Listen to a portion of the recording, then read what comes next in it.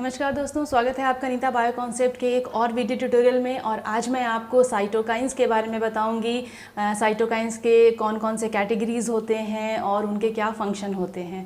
Okay, सो आज का हमारा टॉपिक है cytokines, types of cytokines and their functions. मैंने अपने प्रीवियस वीडियो लेक्चर्स में बताया है, एक बार फिर से मैं आपको रिव्यू करती हूँ। साइटोकाइंस जो होते हैं वो लो मॉलिक्यूलर मास प्रोटीन होते हैं। इनका जो मॉलिक्यूलर मास होता है वो अप्रॉक्सीमेटली 30 किलो डाल्टन का होता है, 30 किलो डाल्टन का होता है। और ये लो मॉलिक्यूलर मास प्रोटीन होते हैं, ठीक है।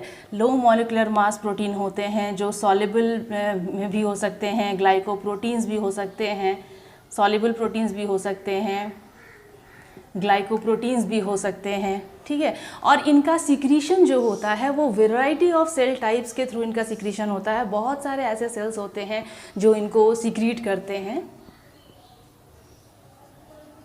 वैरायटी ऑफ सेल टाइप्स, बहुत सारे सेल्स के थ्रू इनका सिक्रीशन होता है।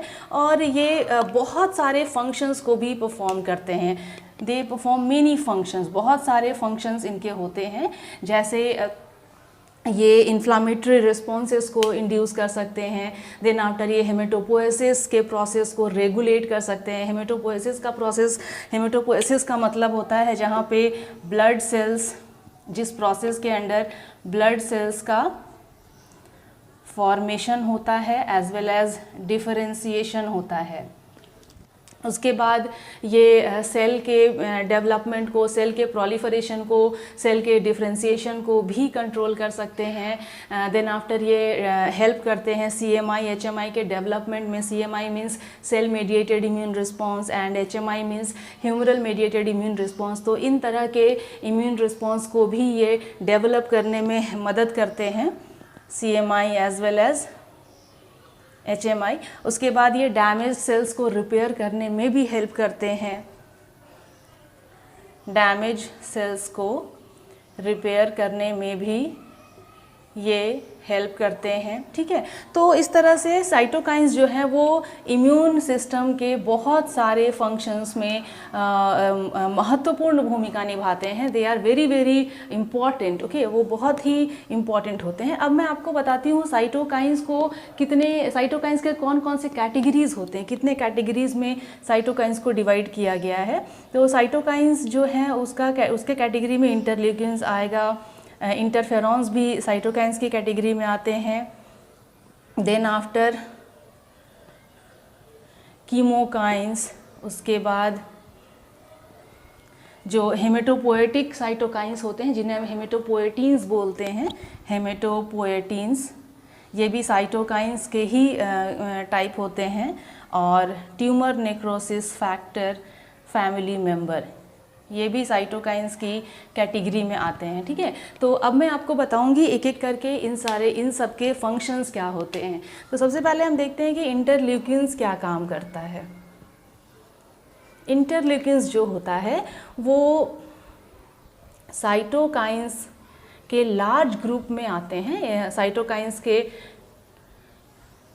लार्ज ग्रुप होते हैं इंटरल्यूकिन्स। और ये इंटरल्यूकिन्स जो होते हैं इनका सिक्रीशन कौन करता है? इनका सिक्रीशन ल्यूकोसाइट्स के द्वारा होता है। ल्यूकोसाइट्स जैसे कि मोनोसाइट्स हो गए, माक्रोफाजेस हो गए, इंडोथीलियल सेल्स हो गए, लिम्फोसाइट्स हो गए। तो इन तरह के ल्यूकोसाइट्स के थ्रू इनका सिक्रीशन होता है।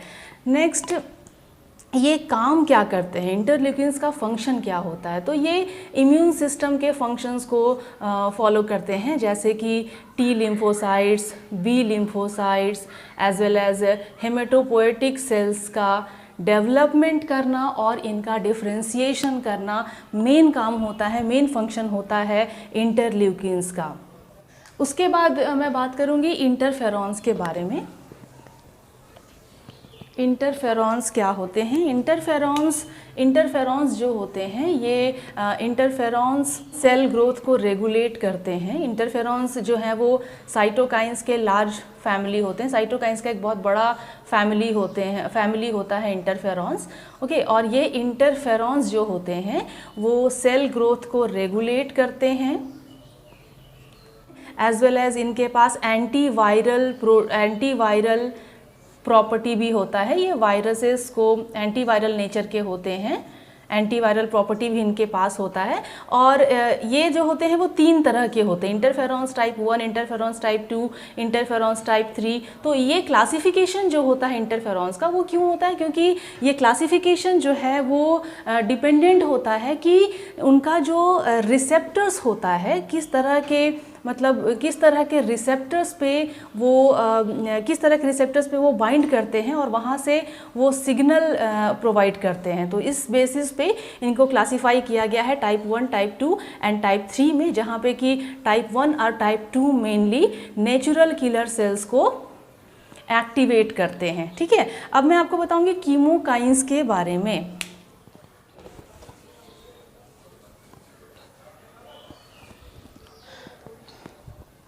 कीमोकाइंस जो होते हैं, कीमोकाइंस वो कीमोटैक्सिस को इंड्यूस करते हैं। कीमोटैक्सिस के प्रोसेस को कीमोकाइंस इंड्यूस करते हैं, कीमोटैक्सिस के प्रोसेस को। और ये ऐसा क्यों कर पाते हैं? क्योंकि वो जी प्रोटीन कपल्ड रिसेप्टर्स को एक्टिवेट कर देते हैं और उसके बाद सेल्स जो होते हैं वो कंसेंट्रेशन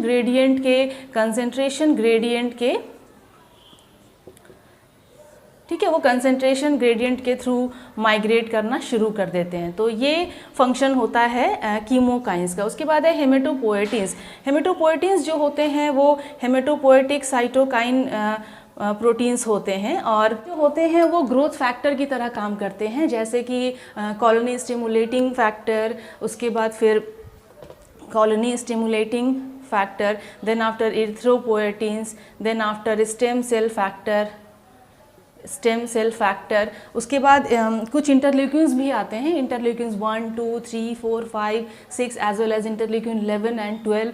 तो इस तरह के जो होते हैं वो फंक्शन करते हैं हेमेटोपोएटिन्स। ओके, उसके बाद मैं आपको बताऊंगी tumour necrosis factor family members क्या काम करते हैं। तो इस तरह के जो साइटोकाइंस होते हैं वो सिग्नलिंग पाथवेज को एक्टिवेट करते हैं। ठीक है, तो ये हो गए साइटोकाइंस के different categories, interleukins, interferons, chemokines, haematopoietins and tumour necrosis factor family members. और मैंने आपको इनके फंक्शंस के बारे में भी आज बताया। So with this